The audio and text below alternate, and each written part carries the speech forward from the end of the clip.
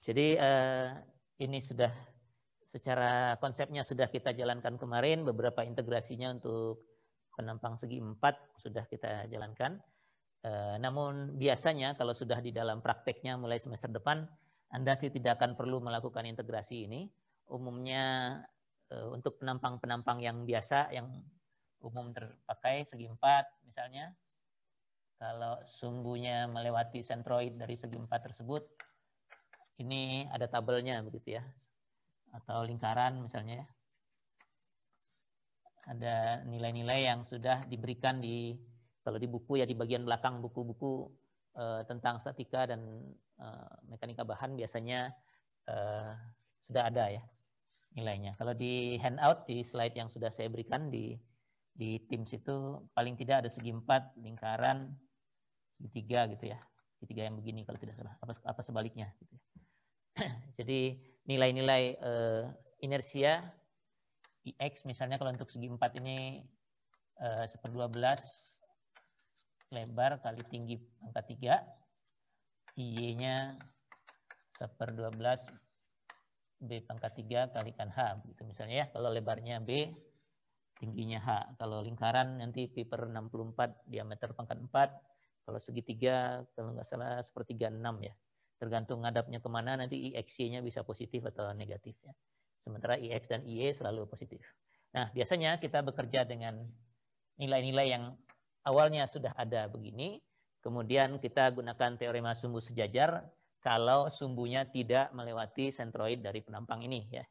Teorema sumbu sejajarnya juga sudah kita bahas di minggu lalu dan Anda sudah mengerjakan problem yang terkait dengan ini ya.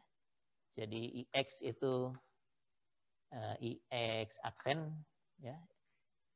Inersia terhadap sumbu X yang lain itu sama dengan inersia terhadap sumbu X yang melewati sentroidnya ditambah dengan jarak antara sumbu X-nya dikuadratkan dikalikan dengan luas. Kemudian inersia terhadap sumbu Y yang lain itu sama dengan inersia terhadap sumbu Y yang melewati sentroid ditambah dengan jarak antara kedua sumbu ini, Y aksen dengan YC, kuadrat dikalikan dengan luasnya. IX aksen, Y aksen jadinya adalah IXC, YC, ditambah dengan DX, DY, jarak antara kedua sumbu X, X aksen dan XC, serta jarak antara kedua sumbu Y aksen dengan YC, dikalikan dengan luasnya.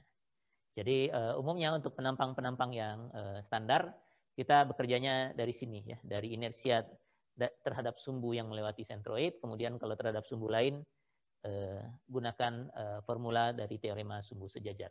Yang perlu diingat adalah bahwa inersia penampang yang terhadap sumbu yang melewati sentroid ada di sebelah sini ya, di sini. Jadi kalau misalnya Anda memindahkan, misalnya kalau diketahui ini X1, Y1. Jadi mungkin ada soal yang memberikan informasi bahwa untuk penampang segi 4 ini, IX1-nya diketahui, IY1-nya juga diketahui misalnya. Jadi dua ini diketahui, kemudian IX1, Y1-nya juga diketahui. Maka inersia terhadap sumbu yang lain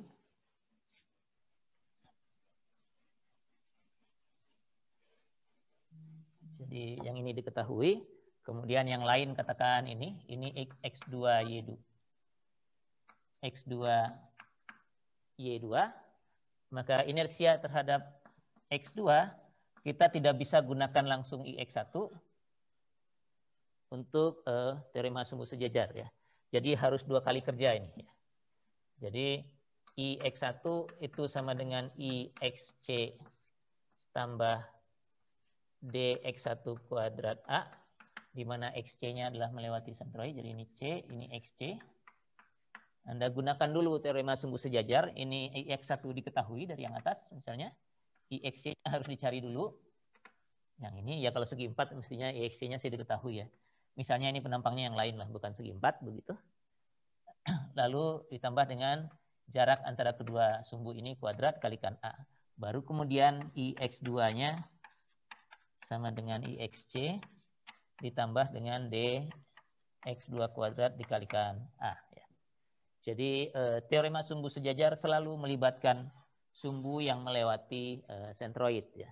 Anda nggak boleh nulis IX1 sama dengan IX2 tambah jarak antara X1, X2 kuadrat kalikan A misalnya. Nggak berlaku begitu. Ya. Harus bertahap seperti ini.